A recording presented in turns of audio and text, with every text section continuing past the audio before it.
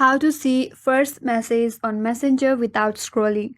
Hi everyone, this is Kate and I'm back with another video. Now without any further ado, let's get started. First of all, you have to download an application as Tap Scroll from your Play Store. For that, open up the Play Store in your mobile device and tap on the search option from the bottom right corner, and in the search bar search for Tap Scroll. After that, install this application, and once the install is complete, open up the Tap Scroll in your device. Now you have to turn on this toggle. After that, it might ask you for some permission. Make sure you allow all the permission, and this app will help you tap anywhere on the status bar at the top of the screen to quickly return to top of that piece.